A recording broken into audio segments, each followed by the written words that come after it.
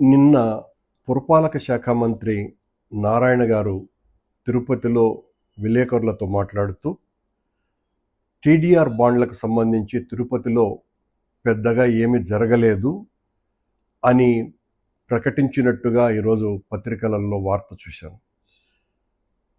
ఆయన మళ్ళీ దానికి భిన్నంగా మాట్లాడినా నాకు అభ్యంతరం లేదు. ఎందువల్లంటే టీడీఆర్ బాండ్ల విషయంలో ఏ విచారణకైనా సిద్ధంగా ఉన్నామని ప్రకటిస్తున్నాను నేను. కానీ దీనికి సంబంధించి నేను ఏ రోజు కూడా స్పందించలేదు. ఏదో విమర్శలు వస్తున్నాయి, సరే చూద్దాము అనేటువంటి ధోరణిలోనే నేను వెళ్ళటం జరిగింది. జనరల్గా నా మీద వచ్చేటువంటి విమర్శలకు నేను వెంటనే స్పందించటం కూడా నాకు అలవాటు లేదు. ఇవన్నీ కూడా రాజకీయాలలో చాలా సర్వసాధారణమైనటువంటి విషయాలే కదా అని.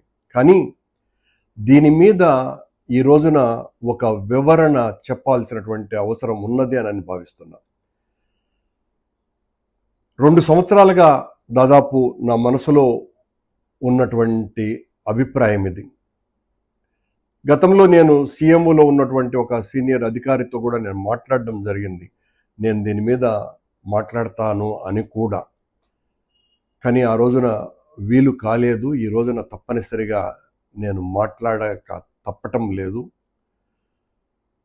దీనికి ప్రధానమైనటువంటి కారణం ఒక అవినీతిలో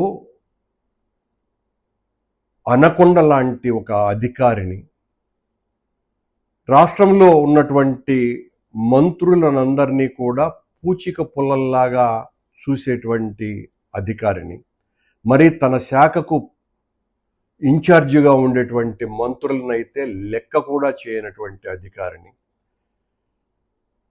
ఆ అధికారిని డబ్బులు సంపాదించటమే తప్ప ఏ నైతిక విలువలు లేనటువంటి మనిషిగా, ఒక మాటలో చెప్పాలంటే ఓ తాటకిలాగా కింది అధికారుల పట్ల వ్యవహరించేటువంటి ఆమె, తిరుపతిలో మేము నూతనంగా రోడ్లు వేస్తున్నాము కనుక ఆ రోడ్లను కోల్పోయి, ఆ రోడ్ల వలన స్థలాలు కోల్పోయేటువంటి వాళ్లను టీడీఆర్ బాండ్ల పేరుతో దోపిడీ చేయటానికి, తద్వారా 100 కోట్లు నొక్కియటానికి ఆవిడ పన్నిన కుటిల పన్నాగాన్ని అడ్డుకున్నాము అన్నటువంటి దుగ్ధతో, కోపంతో ఆవిడ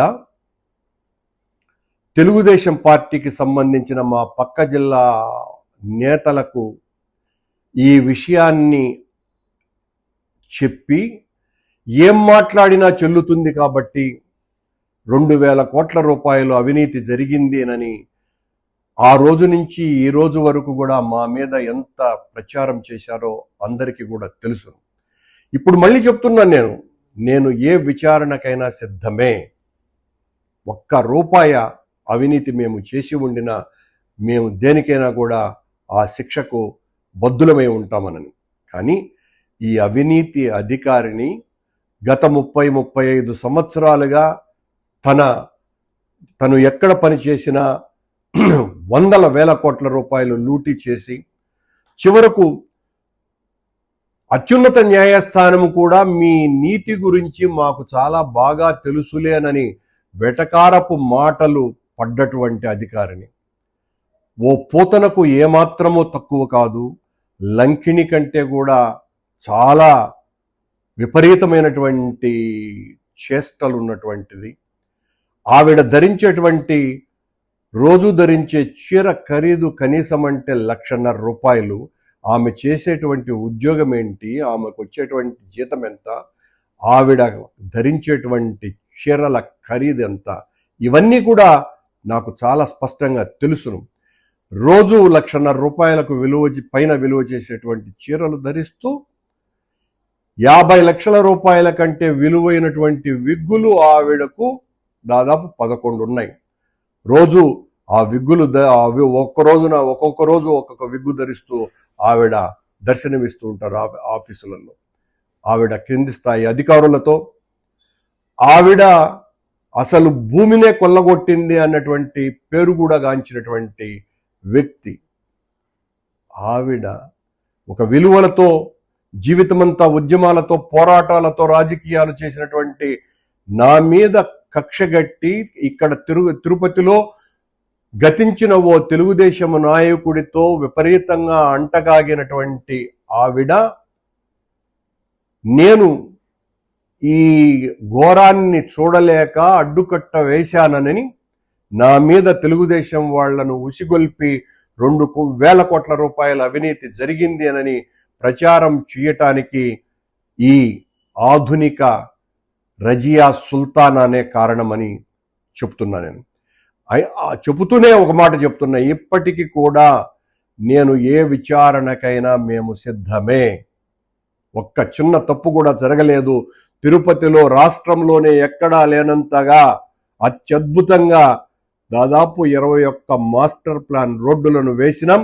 ఈ రోజున తిరుపతిలో ట్రాఫిక్ రద్దీని కేవలం ఆ 5 ఏళ్ల పరిపాలనలో మా వలన దాదాపు 70% పైగా తగ్గించగలిగినాము అంటే మా నాయకుడు జగన్మోహన్ రెడ్డి గారు నాకు ఇచ్చినటువంటి పూర్తి స్వేచ్ఛ కారణంగా నేను ఆ పని చేయగలిగిన.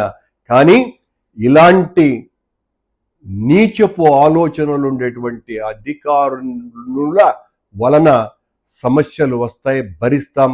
రాజకీయాలలో ఇవన్నీ కూడా చాలా సహజమని, కానీ మనసులో ఉన్నటువంటి ఈ బాధను ఈ రోజున వ్యక్తీకరించక తప్పని పరిస్థితి. ఇలాంటి కొద్దిమంది, అందరూ కానే కాదు సుమా, కొద్దిమంది ఉద్యోగాలలో చేరి రాష్ట్రమంతా కూడా లూటీ చేద్దాము అనుకునేటువంటి అధికారులతో రాజకీయ నాయకులు కూడా చాలా జాగ్రత్తగా ఉండాల్సిన అవసరం ఉంది అనే విషయాన్ని తెలియజేస్తుంది.